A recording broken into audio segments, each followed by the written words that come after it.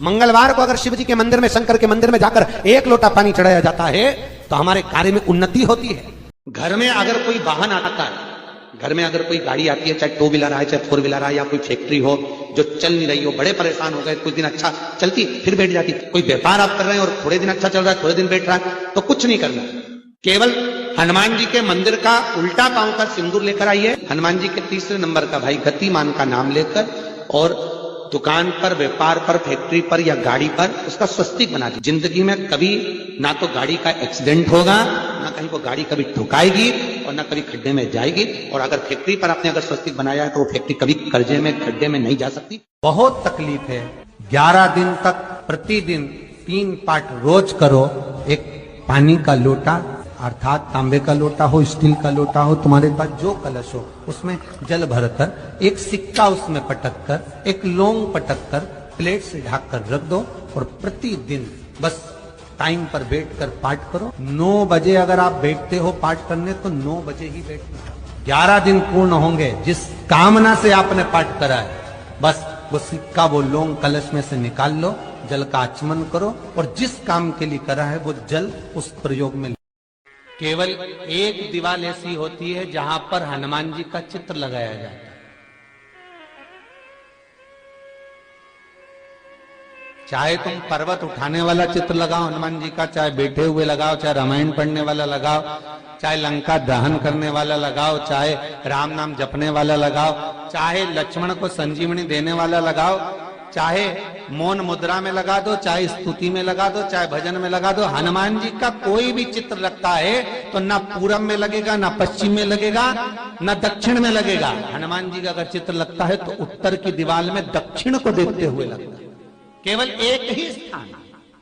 कोई व्यापार के लिए जा रहे हो या नौकरी करने के लिए जा रहे हो और लगी नहीं रही, बहुत तकलीफ पा रहे हो, सर्विस ही नहीं लग रही, बहुत कष्टमय हो गया, तो निवेदन करूंगा 5 पीपल के पत्ते पर बेसन के 5 लड्डू घर में बने हुए, गाय के घी के 5 लड्डू रख लो। उस लड्डू के बीचों बीच एक आटे का दिया और उसमें तिल्ली का तेल डालकर इसी मंत्र का प्रयोग कर कर पंचमुखी हनुमान का किसी भी हनुमान के मंदिर में जाकर, दक्षिण मुखी हनुमान के मंदिर में जाकर उसको रख कर आ जाइए। इसके बाद आप उस काम के लिए जाइए, आपका काम सफल हो जाएगा। आपको किसी को नहीं कहना पड़ेगा कि हाथ जोड़ना नहीं पड़ेगा, किसी के पांव नहीं पड़ना पड़ेंगे, तुरंत काम होगा। बस इस मंत्र का स्मरण कर कर पंचमुखी हनुमान का भूतेश्वर जो मंत्र है वो सुख देने वाला, आनंद देने वाला, सहज नहीं महाराज, सुख की खान है, आनंद की राशि में। महाराज आप कोई बहुत बड़ा काम करने जा रहे हो, बहुत बड़ा यज्ञ अनुष्ठान, विवाह, शादी आदि आदि फंक्शन करने जा रहे हो, 4 दिन 8 दिन के लिए आप घर से बाहर जा रहे हो और आपको लगता है कि घर में ताला कैसे लगाएं, तो निवेदन है एक तांबे के कलश में जल भर लीजिए और जल भरकर उसमें थोड़ी सी काली तिल डाल दीजिए, भूतेश्वर शिव का नाम लेकर। कौन से शिव का? भूतेश्वर, शमशानवासी भूतेश्वर शिव का नाम लेकर काली तिल डाल दीजिए, कलश को प्लेट से ढक दीजिए, घर के किसी भी भाग में उसको रख दीजिए। उसके बाद आप चले जाओ। किसी की सामर्थ्यता नहीं है कि उस घर में कोई पांव रखे, किसी की सामर्थ्यता नहीं है। और अगर कोई भूले से पांव भी रख दिया तो 22 दिन या 21 दिन के अंदर उसको, जैसे लोगों को हवा आती है, बस उसको चक्कर आना चालू हो, बाल खोल खोल के घुमा मिलेगा। शास्त्र प्रमाण करता है हमारा भूतेश्वर शिव। ये कलश जो होता है ना, जल का जो पात्र होता है, ये साधारण नहीं होता, सहज नहीं होता। महाराज विनती स्वीकार करना, आपका जल पात्र भूतेश्वर के नाम से काली तिल से जहां रखा जाए उस ग्रह में कोई प्रवेश ना कर पाए। शिव जी ने वचन दे दिया, मेरी चंडियां 64 योगनियां, डाकनी, पिशाचनी, चुड़ैल और भूत इस कलश के विराजमान होते ही सर्वस्व फैल जाते हैं। फिर राम जी जानते हैं हनुमान से, कहा हनुमान मेरा जाने का समय आ गया, मुझे तो जाना पड़ेगा ना, सीता पृथ्वी में चली गई, मुझे भी जाना है। मैं सरयू के जल में अपने प्राणों को त्यागूंगा, मानव का शरीर है, इसको त्यागना तो पड़ेगा ना हनुमान। हनुमान जी बोले तो त्याग दो, त्यागने में क्या दिक्कत है, त्यागो आप तो। पर दिक्कत एक बहुत बड़ी है। जैसी कहा दिक्कत बहुत बड़ी है, तो हनुमान जी पूछे ऐसी कौन सी दिक्कत है। हनुमान जी के शब्द सुने तो राम जी बोले, जब जिस समय पर तुम सूर्य को निगल गए थे, इंद्र को क्रोध आया था और इंद्र ने तुम पर वज्र का जब प्रहार करा था, जब वज्र का प्रहार इंद्र ने करा तब तुम्हारा नाम हनुमान हुआ। तब सारे देवी देवताओं ने तुम्हें वर प्रदान करा। उस जगह पर यमराज भी खड़ा था, तो वर दिया था कि जहां हनुमान होगा वहां यमराज नहीं होगा। अब दिक्कत यह है कि मुझे प्राण त्यागना है और तू मुझे 1 मिनट के लिए नहीं छोड़े, तो यमराज आएगा कैसे। दिक्कत वहां अड़ी पड़ी। हनुमान जी मुस्कुरा के बोले राम जी महाराज से, प्रभु मैं आपके बिना रह नहीं सकता। तो राम जी बोले, मैं भी जानता हूं कि तू मेरे बिना नहीं रह सकता, पर एक काम तो कर सकता है ना। क्या? मैं अगर कोई काम बताऊंगा तो तू करेगा कि नहीं करेगा। हनुमान जी बोले, आपका काम और मैं ना करूं, ऐसा कभी हुआ? जरूर करूंगा। ठीक है, ठीक है। बस अब राम जी महाराज ने सोच लिया कि हनुमान को जाने से पहले काम पर लगाना। अब वो कौन सा काम था? बोल, हनुमान जी को कहां काम पर लगाया राम जी ने? किस जगह पर काम पर लगाया? इन्हें रामचरितमानस सुनिए, खूब सुनिए, जल्दी बताओ। राम जी महाराज ने प्राण त्यागते समय, सरयू जी में प्राणों को देते समय, राम जी ने हनुमान जी को किस काम में लगाया था कि राम जी ने अपने हाथ की एक मुद्रिका जिस पे राम लिखा हुआ था, वो मुद्रिका एक अयोध्या की एक सरंग में जमीन में डाल दिया और हनुमान से कहा जा जरा ढूंढ के लेके आ, मैं अभी घूम कर आया। और हनुमान जी तलातल रसातल भूमि के नीचे पताल में चले गए उस मुद्रिका को ढूंढने के लिए जिस पे राम लिखा है। और हनुमान पूछते भी जा रहे, राम कहाँ है? राम की मुद्रिका पड़ी थी, राम की अंगूठी है। अब राम का ही सत्संग करते करते जा रहे। और राम जी चले गए सरयू, क्योंकि हनुमान अगर होगा तो यमराज नहीं आ सकता। हनुमान को यहां से हटाना पड़ेगा, तब यमराज लेने के लिए आ सकता। तब यम आए, और क्योंकि यम अपने नियम को धारण करेगा, चाहे कृष्ण हो चाहे राम। वही बात फिर याद कर लीजिए, अच्छा कर्म करिए, कर्म का दंड तो भगवान को भी भोगना पड़ता है। अगर कोई अदालत में केस चल रहा है, बहुत बड़ी समस्या में आप पड़ गए, बहुत बड़ा टेंशन बिल्कुल आकर खड़ा हो गया है, तो चंदन, एक लाल चंदन बाजार में मिलता है, पूजन वालों के यहां पूछना, लाल चंदन आता है। वो लाल चंदन को घिस कर उसमें थोड़ा सा तिल्ली का तेल डालकर महाराज हाथ में चंदन को लेकर शिवलिंग पर लगाएं और बड़ के पेड़ के नीचे, बड़ के जड़ में जाकर बटकेश्वर महादेव का नाम लेकर उस चंदन को लगाएं।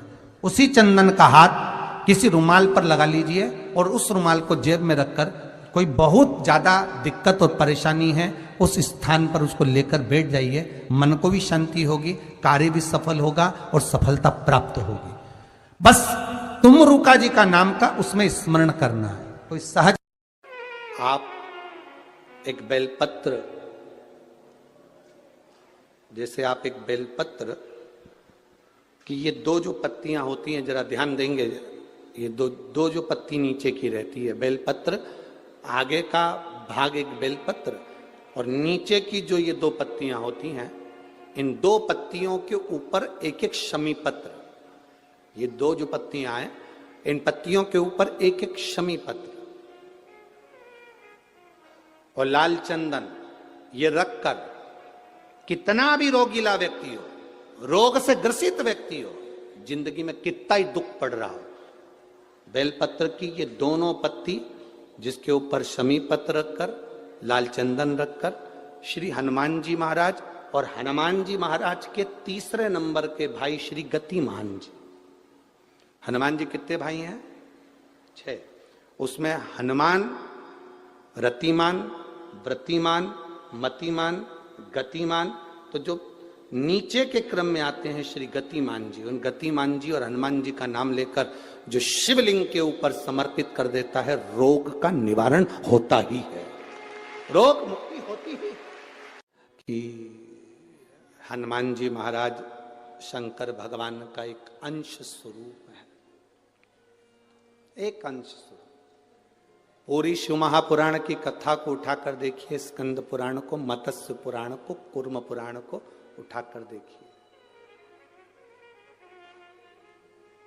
एक बाणासुर का चरित्र और एक श्री हनुमान जी महाराज का चरित्र, बहुत सुंदर सुंदर।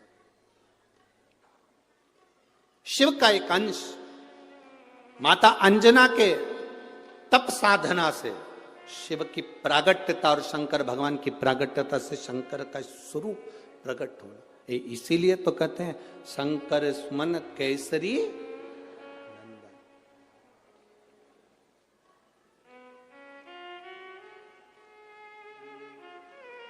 शिव का एक स्वरूप है हनुमान जी महाराज।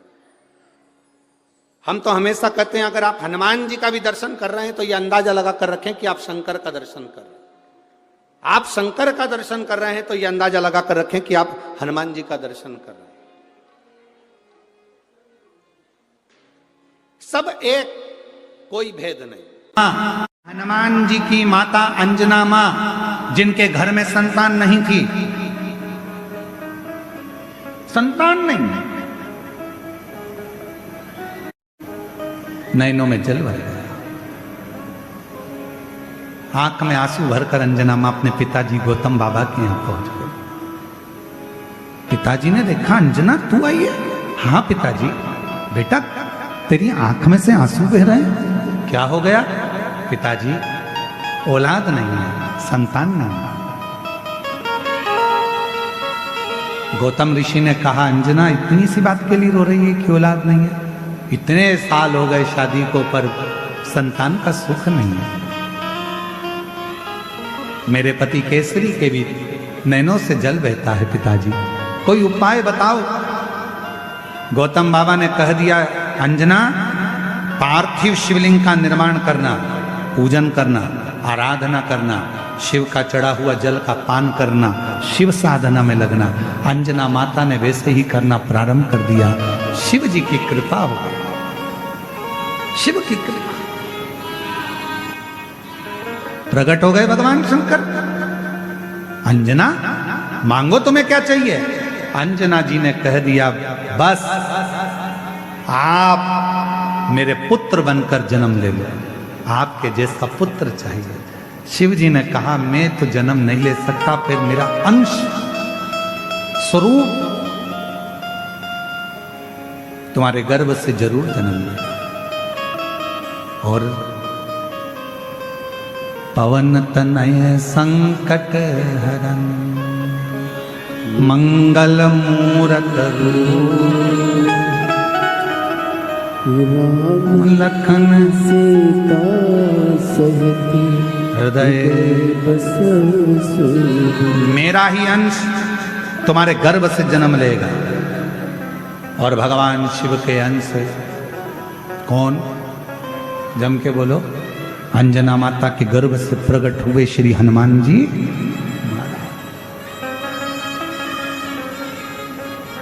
अंजना जी के गर्भ से एक बच्चा नहीं था, शिव की कृपा हुई 6 बच्चों का जन्म। हनुमान, गतिमान, रतिमान, मतिमान सब प्रकट कर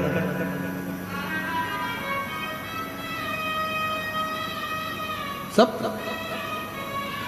ये शिव की उदाहरण, ये शंकर। थोड़ा बहुत नहीं देता मेरा शंकर भगवान। देवता देते हैं पल्ला झाड़ कर और महादेव देते हैं छप्पा फाड़। थोड़ा बहुत मेरा शिव नहीं देता, देता है तो बहुता में देता, बहुता। आप ऐसे दयालुनाथ से रिश्ता बनाए, ऐसे दयालुनाथ से रिश्ता बनाइए।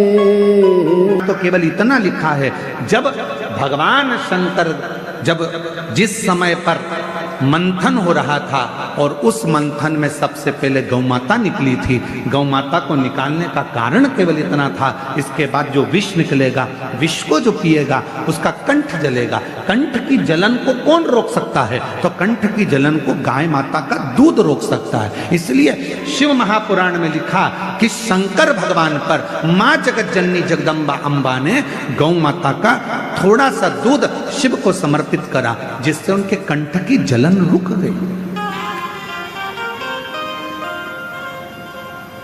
शिव महापुराण की कथा कहती है, यदि आपके पास में देसी गाय है, आपके गांव में देसी गाय है, आपके गांव में वेद लक्षणा यदि गौ माता है, उसका यदि आप 5 किलो 10 किलो दूध नहीं, अगर उसका एक छोटी सी चम्मच से आधी चम्मच भी दूध आप पानी में भी मिलाकर अगर शिव जी को चढ़ा देंगे तो शंकर उसको स्वीकार कर लेता। आज पुराने जो शिवलिंग है वो छिन्न होते चले जा रहे हैं। कारण क्या है? मंदिर के अंदर जो दूध जा रहा है वो केमिकल का जा रहा है, थैली का जा रहा है, ना जाने कौन कौन से पाउडर से दूध बनता है, वो मंदिर के अंदर जाता है, शिवलिंग के ऊपर चढ़ता है, शिवलिंग धीरे धीरे धीरे धीरे करते हुए उसका पूरा छार छार होकर खंडित होने लगता है। धीरे धीरे वो पूरा खंडित होता चलेगा। इसलिए शिव महापुराण ने एक बात कही, सारी समस्या का हल, जम के बोलो जरा, एक लोटा जल रखना।